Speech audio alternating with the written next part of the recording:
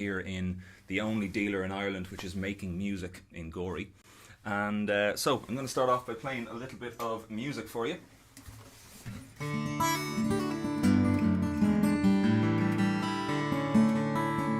There we go, that sounds good. Just need to do this quickly.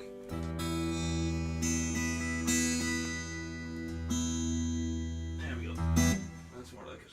Yeah. Lovely. Alright then.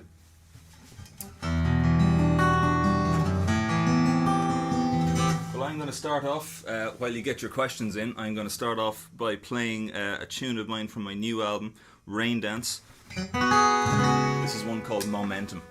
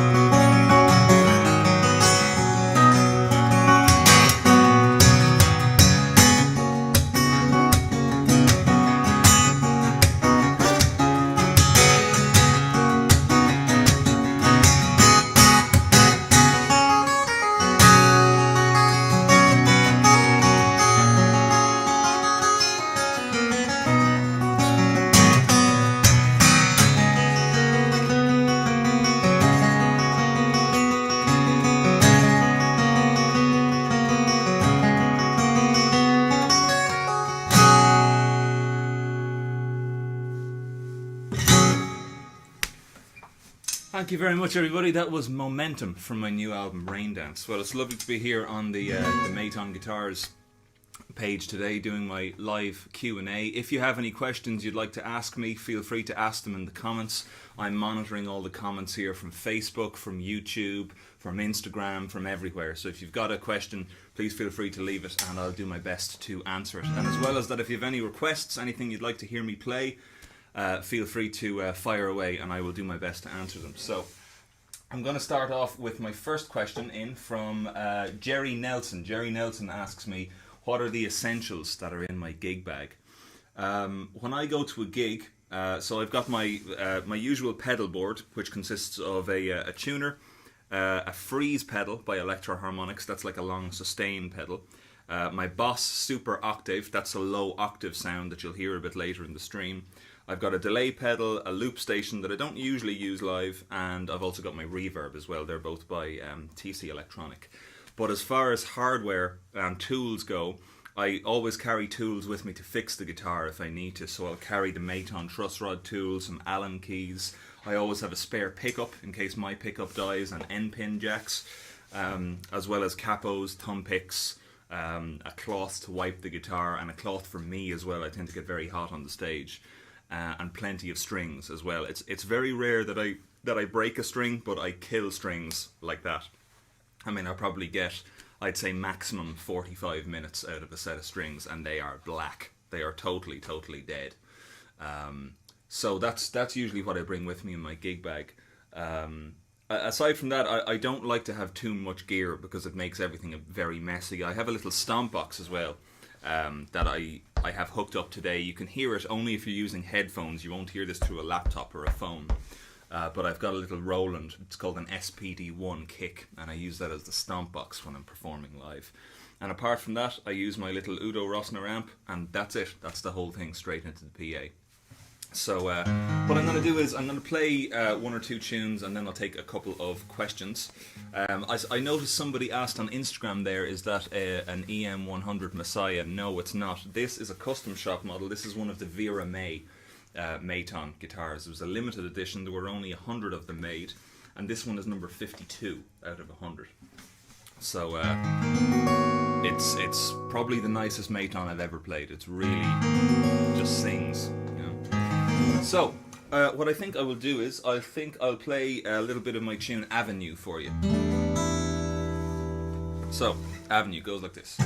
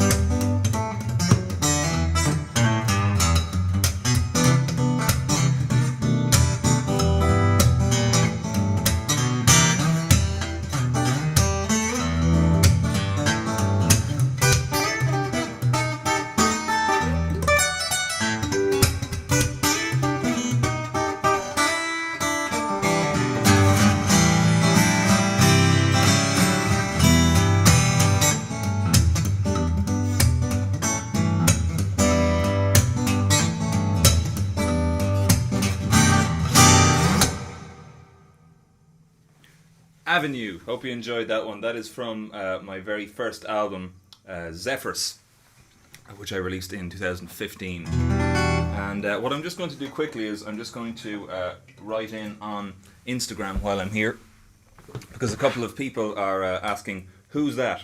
So I think I better answer them. But as I said, if you have any questions that you would like answered on this live stream, please do leave them. And this is posted. Excellent. If you do have any questions you want answered, I'm here to answer them. And if you have any requests, anything that you usually hear me play that you'd like to hear, let me know and I will do my best to play it for you. So I think what I will do is answer another question for you quickly here. Geza's Eyes on Instagram asks, what's your process for arranging and how to warm up? Well, I'll show you. My process for arranging, what I usually do is I write all of my music away from the guitar, so I don't actually write any of these tunes on the guitar. I try and compose the ideas in my head or on a different instrument or whatever, and then I will take out the guitar when I know what I want it to feel like and sound like, and I've got most of the musical ideas going, and I try and fit them together. So for example, with Avenue that I just played, that started off as me singing an idea that took a very basic E minor to A groove. That reverb is quite loud. Like that. And what I sang was, walking down the avenue, killing time. Those city beats, they're always on my mind. So that's what got me started with that tune. And I thought, okay, well this will work well as an instrumental. Now I need to find out how can I play the melody. So once I have the melody in my head, then I go, okay.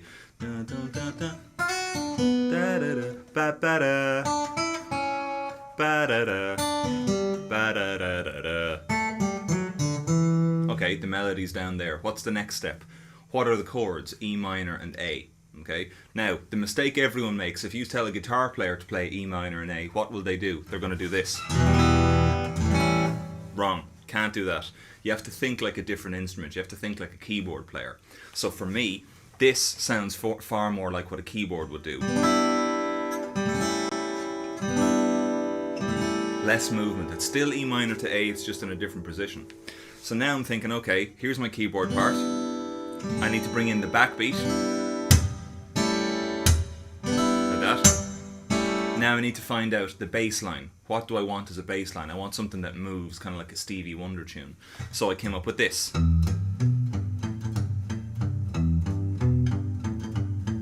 Like that, okay? So then, what I decided was, okay, well I've got that. Now let's bring it in.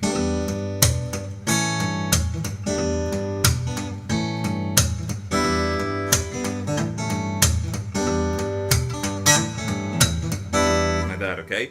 Then, the last part is, how do I make this sound even more like a band?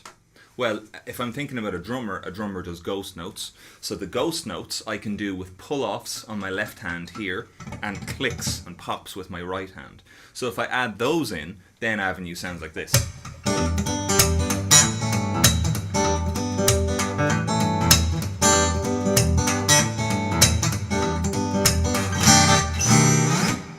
Like that. So that's how I get that sound. And it's purely a combination of thinking like a band and seeing where I can fit everything in on the neck of the guitar. It's as simple as that.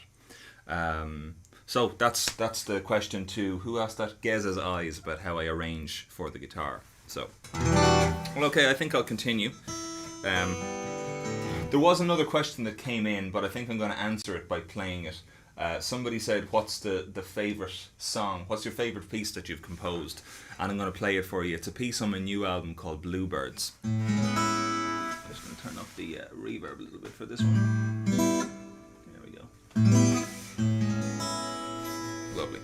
So this is Bluebirds from my new album, and in terms of ideas, this came from imagining, or listening rather, to birds and the way that they kind of talk to each other and whistle at each other, but imitating that on the guitar, trying to get and then as a response. So I decided, okay, I can write a tune around this, and this is what I came up with. This is Bluebirds. 2, 3.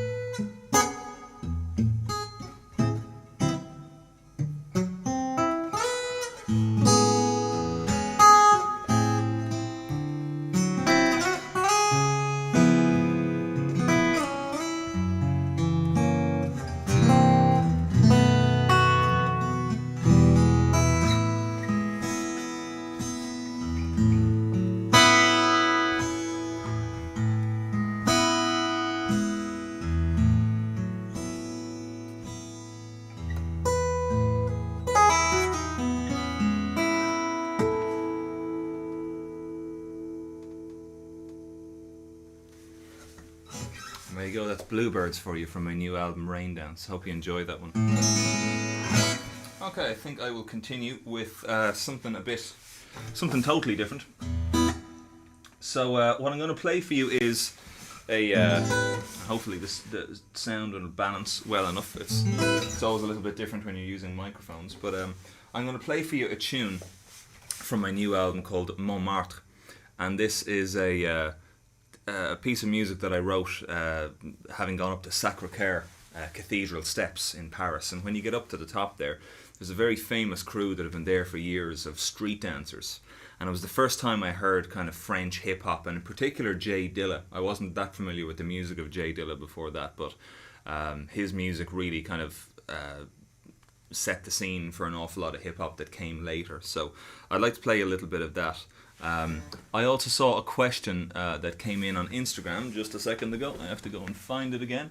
And it said, what are your thoughts on the mini Matons? Have you given one a strum? And I also see that my phone is very conveniently in the way of the camera. Lovely. The mini Matons are lovely. They're really nice. I think they're probably the best small guitar that's out there at the moment. At least for the stage, definitely. I mean, a lot of people find them very easy to play, that style of guitar, but it's not that often that you get one that's particularly well built.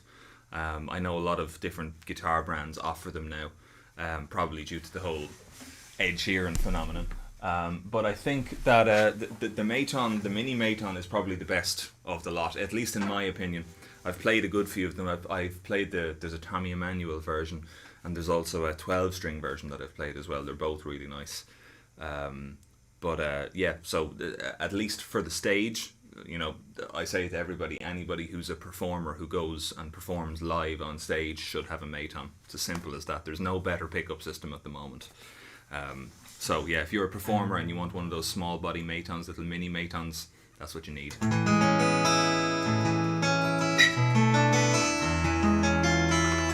just going to sort some of the sharpness out. Yeah. Hopefully that'll do it. Alright then, so as I said I'd play, I'm going to play Montmartre for you. It's from my new album Rain Dance. I hope you enjoy it. I'm going to stick down a loop first and then I'm going to play the rest of the tune. 1, 2, 3, 4.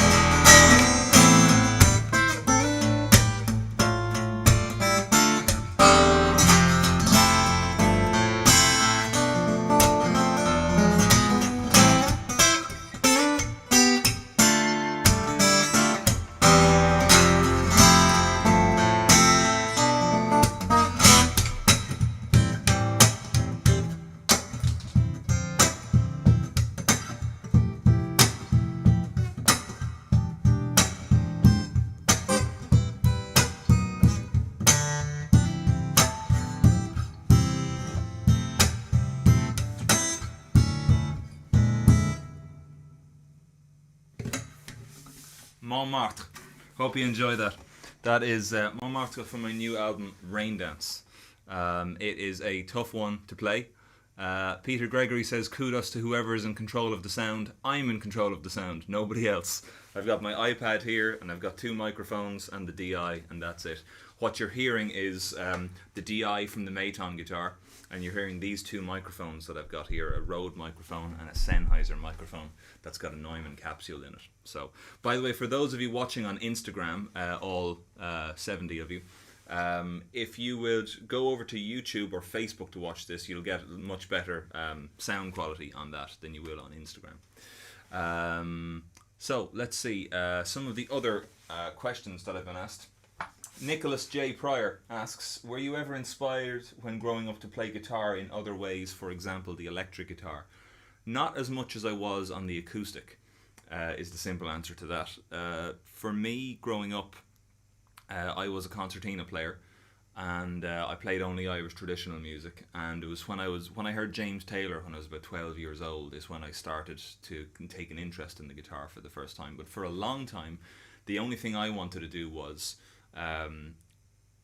play James Taylor songs, or I wanted to play traditional Irish music. So as a result, growing up playing the guitar, I learned how to play an awful lot of Irish strumming patterns and how to back Irish music. So you know, you're probably familiar enough with patterns that sound like this on the guitar for traditional music.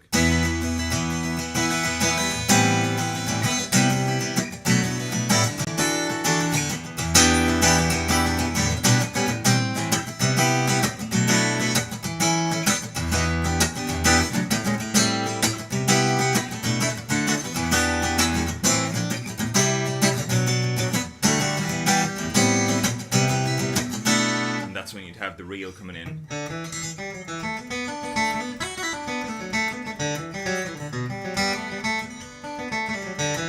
etc. So that's kind of what got me started on the guitar more than anything, Irish music and James Taylor. But that actually created a really solid background for what I do now, and the reason is James Taylor's music involves a huge amount of like these kind of extended chords that you don't really think about until you analyse how a song sounds. For example, this morning, just before the live stream, we were talking in the shop here a little bit about Fire and Rain by James Taylor, right? And it sounds, just check the reverb here, it usually sounds like this, right?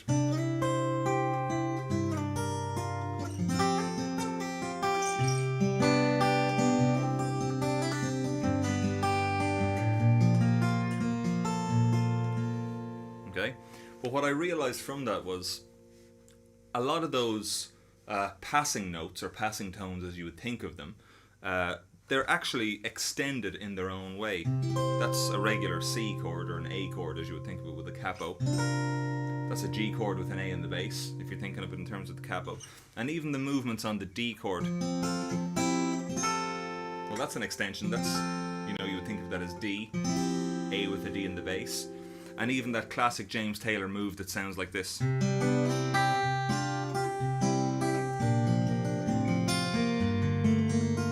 Every chord there is extended. You're not just playing your standard A, G, and D. You're moving your A chord. It's initially an E with an A in the bass. You know, hammering on at different times. Your D chord with an A in the bass.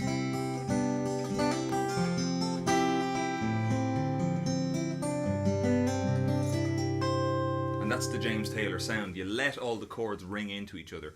But by doing that, you also create these extended chords. So the flip side of that is Irish music has no harmony traditionally. So what you end up with then is just the melody and just the rhythm and nothing else. So when I heard this amazing, beautiful kind of James Taylorish harmony, I was like, oh, that's the sound I want to go for because it's so full. And so I was grateful for Irish music that had filled up the kind of the rudiments that I have now in melody and rhythm. And then it was James Taylor's music that kind of led me to discover all this amazing harmony you can put into things. And that's what got me going. So in short, the electric guitar was never really a big thing for me. I enjoy playing electric when I do, but it's I usually go straight for the acoustic or the bass. I love playing the bass as well, but acoustic is still number one for me. So anyway, that's enough talking from me for a while. What I'll do is I want to play you a little bit of my tune Marrakech. Now I'll just get the delay right for this. There we go, it's more like it. So some of you know this tune already, But long story short, this is inspired by the city of Marrakech, and how it relates as a metaphor for what I do on the guitar. Because Marrakech is a city that has taken in so many influences and still retains a sort of a very unique character. And I like to think that the fingerstyle guitar approach is very much the same. You can take in influences from everywhere, but it still retains its own sound. So that's why Marrakech as a city and this style of music are similar. So hope you enjoyed this. This is my little tribute to the city of Marrakech. Hope you enjoyed.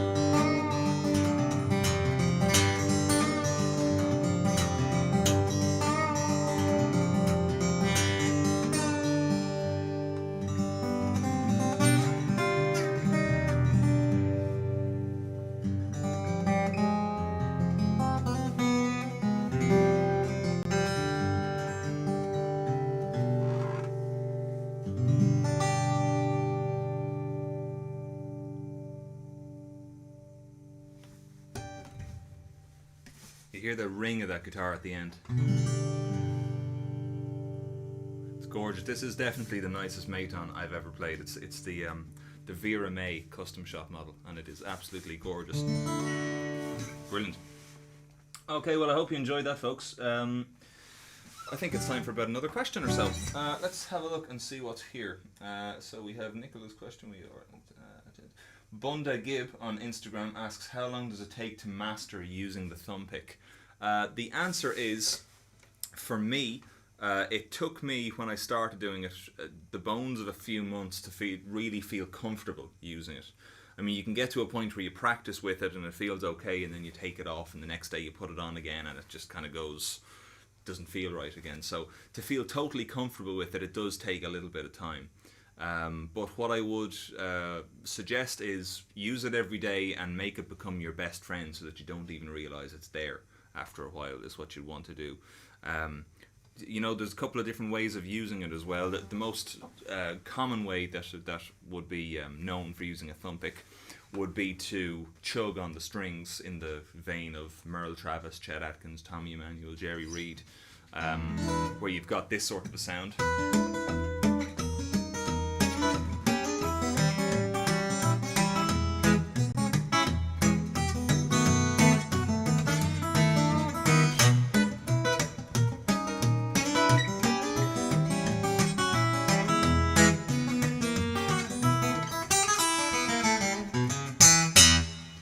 Or the other way to do it is more like what my style is, where there's a bit more groove involved in it, but the thumb doesn't play a set pattern. You kind of use the thumb as differently as you would use your fingers. For example, Avenue, that I played earlier in the stream.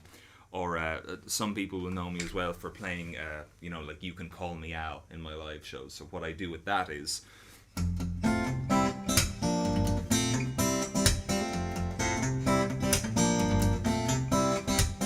So that's another way of using it as well, where I have that very groovy thing going on the thumb. And unlike most other players, I also go up with the thumb pick. Most people don't do that, they only go down. For me, I use both. I use the up and the down. So when I'm playing You Can Call Me Al,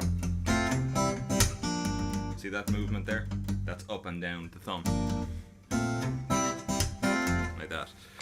But as far as mastering using the thumb pick, I'd say use it a little bit every day. Feel more comfortable with it, and eventually at some point it'll just click and everything will work for you. Big fan of these guitars. What kind of woods do you use mainly? Any particular Australian hardwoods? That's more a question for Maton themselves rather than me, but I know that most of the woods that they use are Australian, all Australian tone woods. They do use things like my guitar is built out of East Indian rosewood, which is here, which is a bit harder to get now. And alpine spruce as well.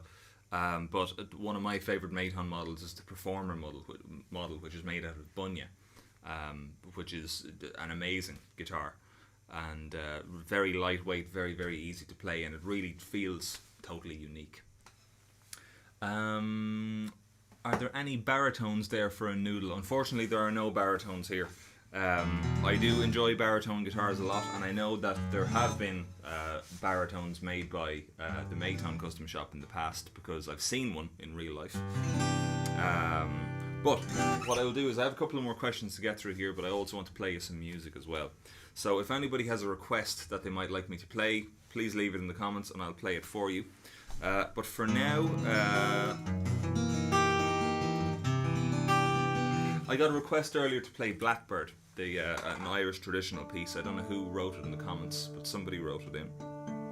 But I'm going to go down to Dadgad tuning for this one.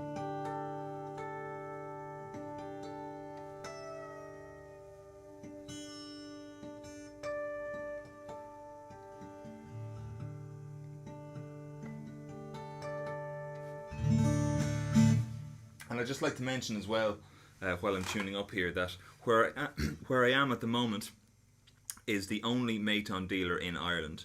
It's a shop called Making Music in Gorey in County Wexford, and this is actually the first day that I'm legally allowed to be here since the government lockdown was lifted, just this morning. But Making Music are a fantastic shop, and Kevin here is the man to talk to about any Matons that you might be interested in. and they have a new website which is launching very soon. I've seen it this morning, and it looks amazing. It has a lot of useful information on it.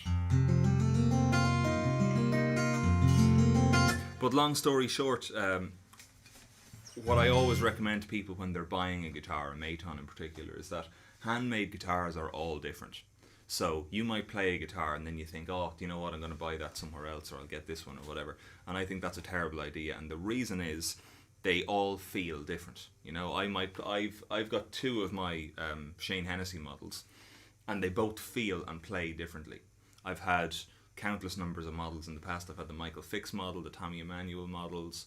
I've had a Dreadnought 325, and they've all felt completely different to one another. So the one thing I always say is, when you go into a music shop and you find the guitar that you want, that you say, yeah, this is what I'm going to get that one. Don't go somewhere else and get it. You want to get the one that you've played, because that's the one that you connect with. You might get another one and you might not connect with it the same way, and I've definitely had that experience in the past.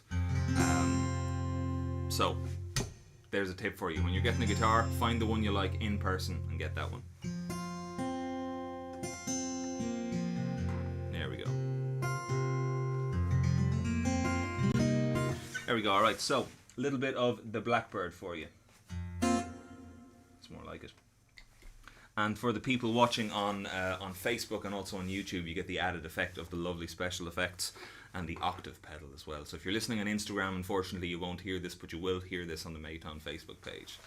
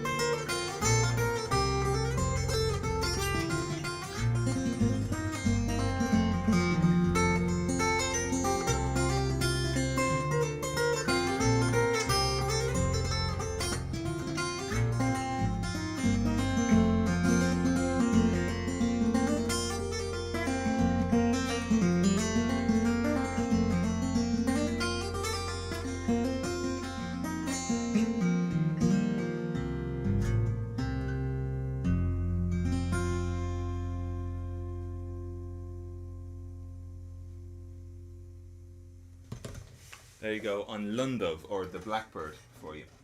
So I've just noticed that my Instagram feed has maybe been a little bit interrupted. There we go. Okay, so we're back in action. Okay, so let me see what other questions I've got here from people. Jones12071 asks, how do you get gigs? A question that every musician possibly in the world asks at some point.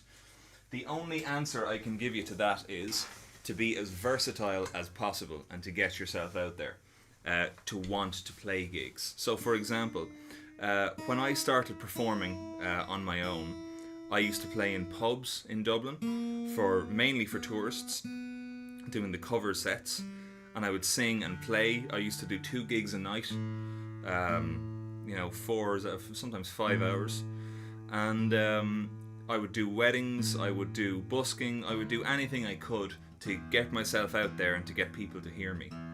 But the key is being versatile as well. You know, you don't want to just pigeonhole yourself and play one type of music. You want to be able to sit beside a singer or sit beside another musician and say, okay, what are you singing? You're doing it in B flat, it's a blues. Okay, yeah, I'm on it. Great, let's go. Okay, you're playing a Paul McCartney, something by the Beatles. Okay, I can figure that out quickly. Let's go, let's do it. And that's the key to people wanting you to play and getting paid. That's what I did for a long time, and my training was, as well as the Irish music and all that, playing along to the radio is great, because you've no idea what's going to come up next, what key it's going to be in, what genre it's going to be. But if you can figure out what's going on and figure out, okay, it's this chord, it's moving to there, it's moving to there, I have to do this. You've got to train your ear into doing that first. A teacher can help you at the start, but ultimately what you want to be able to do is you want to be versatile, you want to be able to pick things up quickly, and the more you put yourself out there to be available for people to hear you, and the more you introduce yourself to people and network, the more contacts you make, and the more people will want you to play at events. They might want you to play solo with somebody, whatever. And at the start, that's what you do. You do everything you can because you want to make your living playing music. And in the background, you build up your plan about who do I want to get in touch with, where do I want to tour, how can I start? And you build up your network of contacts very slowly. So it's a long process and you have to be willing to put the work in, but I think that's how you get gigs. So I hope that answers your question, Jones12071, if you're watching. And then I also have a question from Artyom, who can only assume is over in Russia, who says, did you ever feel the lack of music theory? Not really, is the answer. Put this down a bit. The lack of music theory, I have built up an understanding of how music works in my own sort of a way because I've been playing so long. So I now have enough language to be able to convey to another musician what I'm trying to do or to express. But have I ever felt the lack of music theory? There's only once I can remember where I worked on a project with an Irish composer named Bill Whelan, and because I didn't read music, he gave me a MIDI file from his computer of the part that he wanted me to play. And when it came to the rehearsal then, I had heard the MIDI file, he had written it in a polyrhythm, and I had heard the file in a totally different time to what he intended. I heard it as a very fast 1, 2, 3, 4, 1, 2, 3, 4, and what he actually wanted was 1, 2, 3, 1, 2, 3, 1, 2, 3, 1, 2, 3, as a polyrhythm. And so when it came to it on the day, we were both tapping our feet in different places. And that's when I realised, oh, he didn't mean wah, da, da, da. He meant quieter. That was the piece itself. It's called Ejuko. But it's in 12/8 time. But I heard it as 1, 2, 3, 4, 1, 2, like a really quick sort of thing. So it wasn't theory let me down there, but it was actually the lack of knowing what 12/8 meant on the page. And of course then once he said, no, it feels like 3 instead of 2, then I was like, light bulb moment. So that's the only time I can think of where my music theory maybe wasn't as up to scratch as it should be. But other than that, musically, no, it's never let me down. I think if you build your ear up and your own understanding of music, you can get away with not having to know too much of it. Like, I still can't read any music, but I can figure things out by ear very quickly. Daniel Snedden asks, Travis picking, what's some more techniques I can learn? There are plenty out there. One I've come across only very recently is clawhammer style guitar. You should look up Molly Tuttle for that style of playing. Flat picking guitar is also fantastic. I think I might play a flat picking tune. That was my intention. I'm going to play you Grove Road from my new album Rain Dance. I think I'll do it on the 3rd fret, I like it there. Yeah, it's more like it. So this is a piece that's sort of dedicated, in my mind at least, to Nashville. I've always enjoyed going there, I've always enjoyed the people I've met there, and this is very reminiscent of the style of music you hear an awful lot over there. So this is a flat picking piece that I wrote. It's called Grove Road, and I'll talk a little bit about the flat picking technique when I'm done.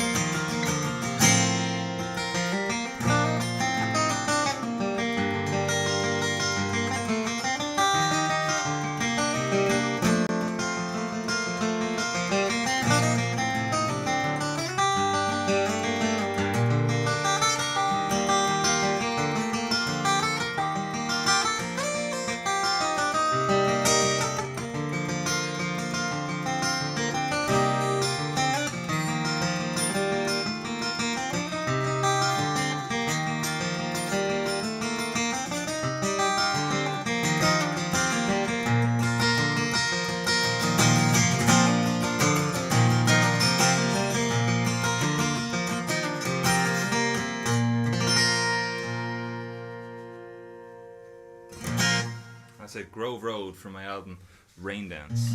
1946 GMC on Instagram asks, what tuning is that in? It's in standard tuning with a capo on it. G, C, D, etc. Standard tuning, it's just the way I play it.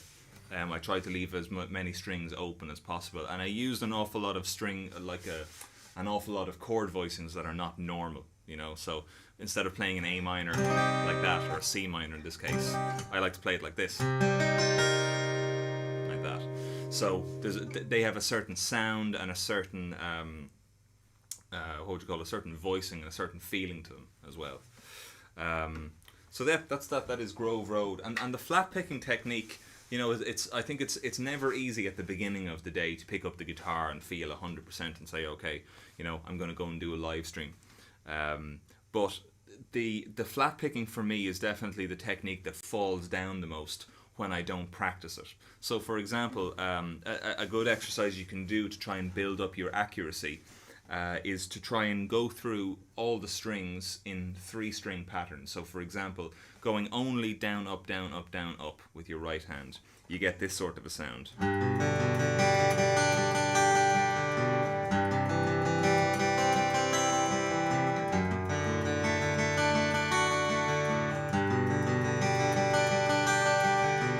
And that teaches your hand. My Instagram has gone off again.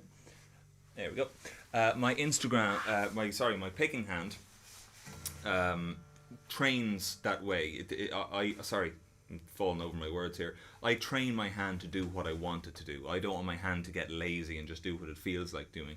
I want to be able to make it do a certain pattern and sound a certain way. So that's what I really have to practice when I'm flat picking. For example, one that I've been working on for a while now, and I use it very frequently as a warm-up just to get my right hand really feeling accurate, is there's a partita that Bach wrote for the violin, but I like playing it on the guitar because it really makes you focus. I'll play just the first part of it for you so you can hear what I mean. But this, you have to be really, really accurate with your picking to get this to sound right. So it sounds like this. 1, 2, 3, 1.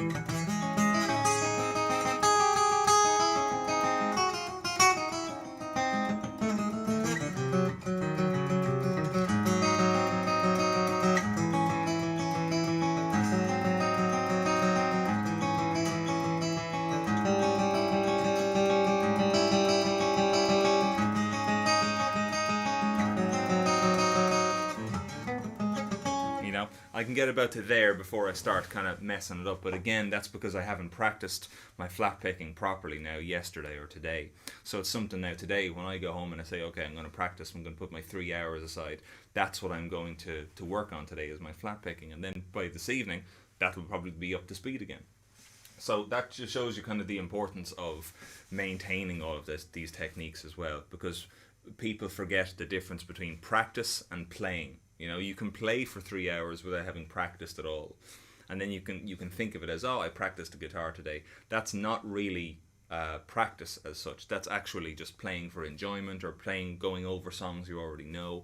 But practice is where you sit down and say, okay, well, this is the movement I got wrong in the Bach piece, and I got this right. You know, and they say, okay, I don't want it to sound like that. I want it to sound like this.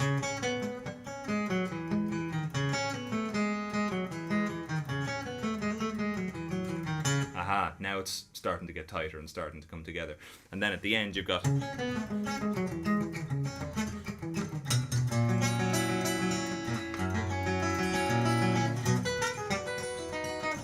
you work on the rest of it that way. So make sure that if you're actually practicing, that's what you're doing.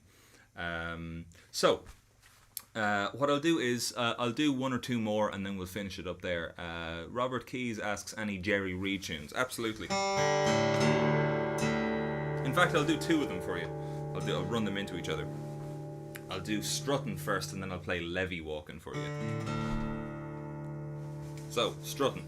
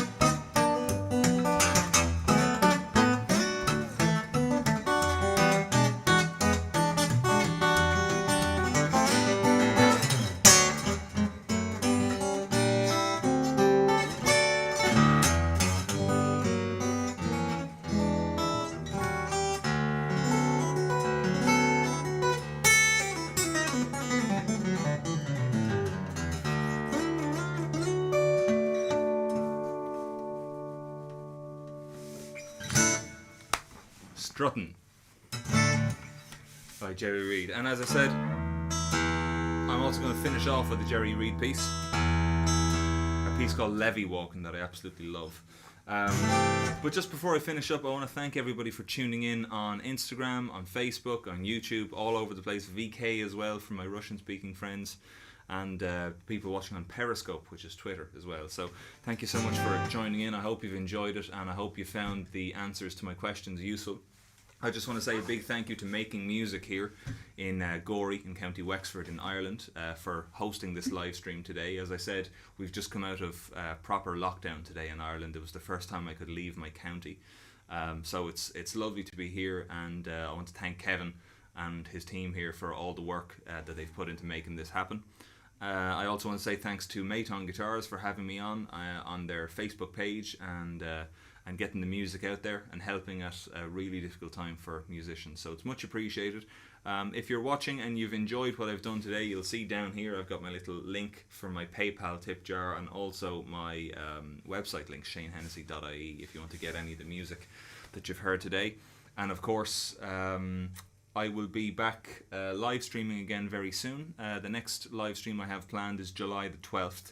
That's on the Mountain Spirit acoustic series, which is linked to the ISIS Music Hall in Asheville, North Carolina. So thank you so much everybody for listening in. I hope you've enjoyed the music. I hope you've enjoyed the answers. And I am going to finish up with this tune. This is Jerry Reed's Levee Walking, arranged by me. So hope you enjoyed. 1, 2, 3, 4.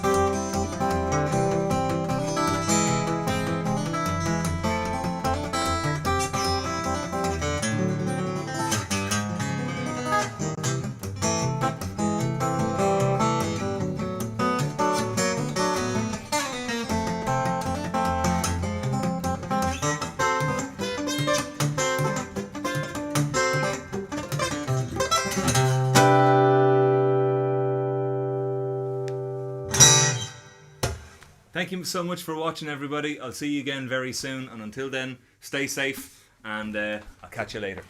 Cheers.